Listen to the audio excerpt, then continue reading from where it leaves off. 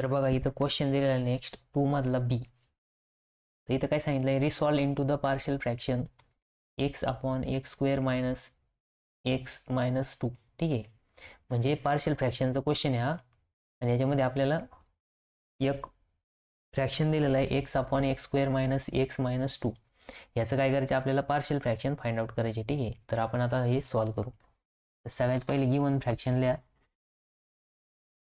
Solution. ठीक आहे, तर गिवन फ्रॅक्शन काय आहे, x upon x square minus x minus 2. आता सगळ्यात पहिले बघा ऑब्झर्व करायचं, हा फ्रॅक्शन प्रॉपर फ्रॅक्शन आहे की नाही. प्रॉपर फ्रॅक्शन म्हणजे काय की न्यूमरेटरची डिग्री डिनॉमिनेटरच्या डिग्रीपेक्षा छोटी पाहिजे. तर न्यूमरेटरची डिग्री 1 आहे आणि डिनॉमिनेटरची डिग्री 2 आहे, म्हणजे हा कोणता फ्रॅक्शन आहे, प्रॉपर फ्रॅक्शन आहे. तर बघा इथं हा जो डिनॉमिनेटर दिलेला आहे, तर डिनॉमिनेटरमध्ये दिलेला आहे x square minus x minus 2. म्हणजे काय आहे की इथं मल्टिप्लिकेशन आलं पाहिजे -2 आणि त्याची जी सबस्ट्रॅक्शन आहे ती किती आली पाहिजे -1. आता -2चं म्हणजे 2 मल्टिप्लिकेशन कधी येऊ शकतं, 2 × 1 केलं तर. ठीक आहे, पण इथं काय आहे की मल्टिप्लिकेशन मायनस आलं पाहिजे आणि सबस्ट्रॅक्शन जी आहे ती -1 आली पाहिजे. मग याच्यासाठी आपल्याला 2ला मायनस साईन द्यावं लागेल आणि 1ला प्लस साईन द्यावं लागेल. बघा 2 × -2 × +1 -2 आणि -2 + 1 -1 येतं. ठीक आहे, म्हणजे याचा अर्थ काय की याचे फ्रॅक्शन येणार एक्स अपॉन एक्स मायनस 2 आणि एक्स प्लस 1. ठीक आहे, मग आता बघा इथं ऑब्झर्व करायचं हे कोणते फॅक्टर आहे, मग त्या फॅक्टरनुसार केस क्रिएट होणार. तर इथं बघा हा लिनियर फॅक्टर आहे आणि हा एक लिनियर फॅक्टर आहे, म्हणजेच नॉन रिपीटेड लिनियर फॅक्टर. कोणते फॅक्टर आले, नॉन रिपीटेड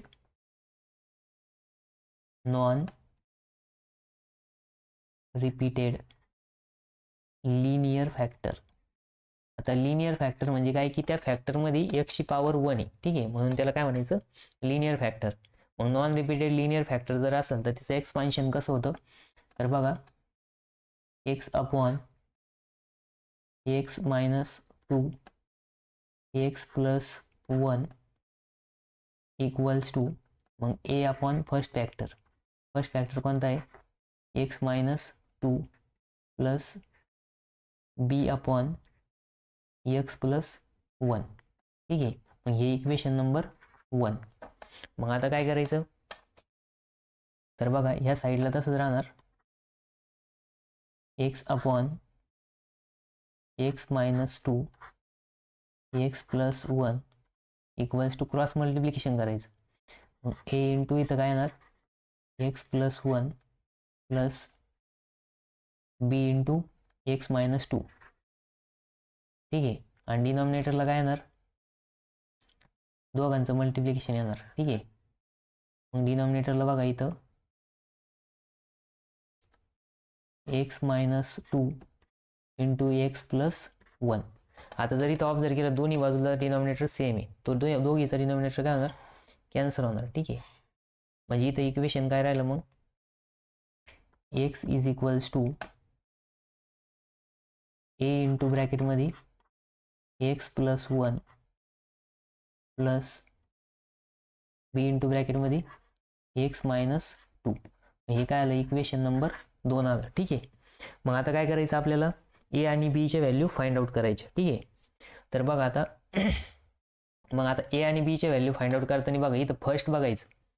आता इथं पहिला फॅक्टर कोणता होता, एक्स मायनस 2 होता. ठीक आहे, मग काय करायचं, एक्स मायनस 2 इक्वल्स टू 0 करायचं. ठीक आहे, मग इथं लिहितो बघा मी एक्स मायनस 2 इक्वल्स टू 0, म्हणजे एक्स इक्वल्स टू किती येणार. आता बघा एक्स इक्वल्स टू काय येईल, इथं काही जणांना कळत नाही बघा एक्स इक्वल्स टू काय पुट करायचं.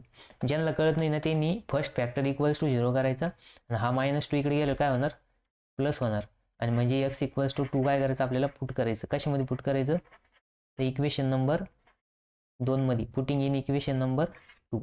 मग एक्स इक्वल्स टू जर 2 पुट केलं तर एक्सच्या जागेवरती काय करायचं, 2 पुट करायचं. मग बघा एक्स इक्वल्स टू, मग इक्वेशन नंबर 2 काय आहे, तर 2 वाटलं तुम्ही इथं परत रिपीट लिहा. ठीक आहे, त्यांना कळत नसेल त्यांच्यासाठी.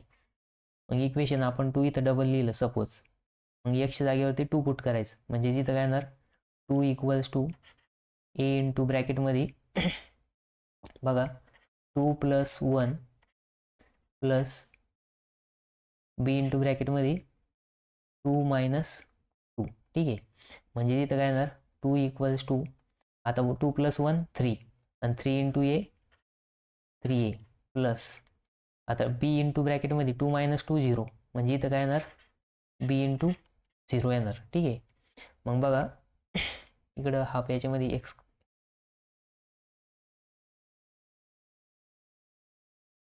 ठीक आहे, मग बघा इथं काय येईल 2 इक्वल्स टू 3a, म्हणजेच ए इक्वल्स टू किती येणार, ए इक्वल्स टू 2/3. ठीक आहे, कारण की हा काय 3 इथं मल्टिप्लायला इकडे डिवाइड होईल आणि आपण रिअरेंजमेंट करून लिहिलं. ठीक आहे, म्हणजेच आपल्याकडे ए इक्वल्स टू किती आला 2/3. ए इक्वल्स टू किती आला 2/3. आता काय करायचं आपल्याला बी फाइंड आउट करायचं. मग बी फाइंड आउट करताना काय करायचं सेकंड फॅक्टर बघायचं.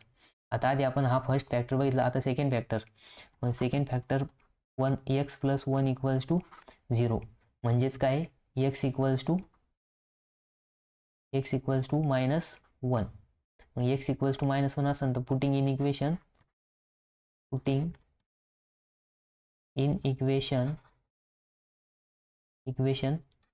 मग इक्वेशन 2 मध्ये पुट करायचं. ठीक आहे, मग इक्वेशन 2 काय आपलं बघा, वाटलं तर परत मी इथून कॉपी करून घेतो, तुम्ही डबल लिहायची गरज नाही.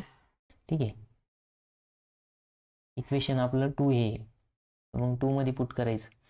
मग minus 1 equals to a into ब्रॅकेटमध्ये -1 प्लस 1 प्लस बी इंटू ब्रॅकेटमध्ये -1 -2. मग बघा -1 इक्वल्स टू, आता -1 प्लस 1 ए इंटू ब्रॅकेटमध्ये 0 येणार प्लस बी इंटू ब्रॅकेटमध्ये -3 येणार. ठीक आहे, म्हणजेच -1 इक्वल्स टू, आता ए इंटू 0 0 आणि 0 प्लस आपण 0 लिहिणार नाही. ठीक आहे, आणि बी इंटू -3 म्हणजे -3b, म्हणजे इथं काय येणार बी इक्वल्स टू -1 अपॉन -3, म्हणजेच बी इक्वल्स टू काय आलं बी इक्वल्स टू 1/3. ठीक आहे, म्हणजे बी इक्वल्स टू काय आलं 1/3 आलं. मग बघा आपल्याला ए ची पण व्हॅल्यू भेटली आणि बी ची पण व्हॅल्यू भेटली. आता ए बी ची व्हॅल्यू भेटल्यानंतर ना काय करायचं इक्वेशन नंबर 1 मध्ये पुट करायचं. ठीक आहे, नाव a equals to 2/3 and b equals to 1/3. ठीक आहे, ए बी दोघं पण कसे आले पॉझिटिव्ह आले आपले. मग ते काय करायचे आता इक्वेशन नंबर 1 मध्ये पुट करायची. Putting in equation 1. मग इक्वेशन 1 मध्ये पुट करा.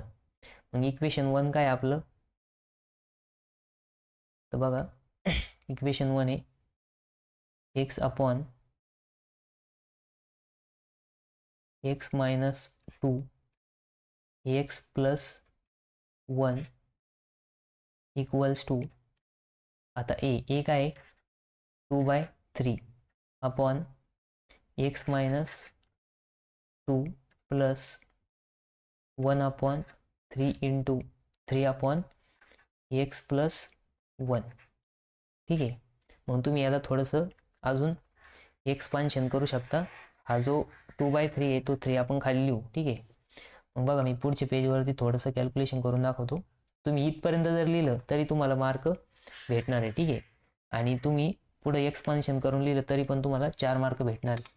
ठीक आहे, आपण एक्सपान्शन करून लिहायचं x upon x minus 2 x plus 1 equals to, बघा हा 2/3 into x minus 2 plus 1/3 into x plus 1. ठीक आहे, आता 1/3 आपण कॉमन घेऊ शकतो.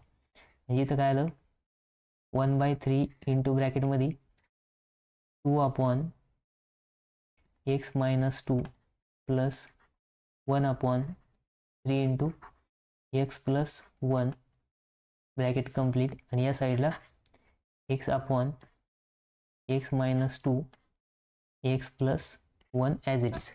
ठीक आहे, म्हणजे आपलं फायनल आन्सर काय आलं सपोज हे आपलं फायनल आन्सर आलं. ठीक आहे. तर बघा इथं काय आहे की नॉन रिपीटेड लिनियर फॅक्टर होते आणि त्याच्यानुसार आपण एक्सपान्शन केलं, आपल्याला एची व्हॅल्यू काढली, बीची व्हॅल्यू काढली. एची व्हॅल्यू काढताना फर्स्ट फॅक्टर इक्वल्स टू 0 घ्यायचं आणि बीची व्हॅल्यू काढताना बीच्या करस्पॉन्डिंग जो फॅक्टर राहील तो इक्वल्स टू 0 घेऊन त्याची इक्वेशन नंबर 2 मध्ये पुट करायची. आणि पुट केल्यानंतर ना बघा तुम्ही इथपर्यंत जरी असं जरी सॉल्व केलं तर तरी पण तुम्हाला मार्क भेटतात. ठीक आहे, असं काही नाही. जर तुम्हाला पुढे एक्सपान्शन नाही करता आलं तुम्ही इथंच लिव्ह करून टाकायचं. आणि जर तुम्हाला पुढे एक्सपान्शन करता आलं तर काही प्रॉब्लेम नाही. ठीक आहे, पण इथपर्यंत पण जर सॉल्व केलं तरी पण तुम्हाला आउट ऑफ मार्क भेटतात. ठीक आहे,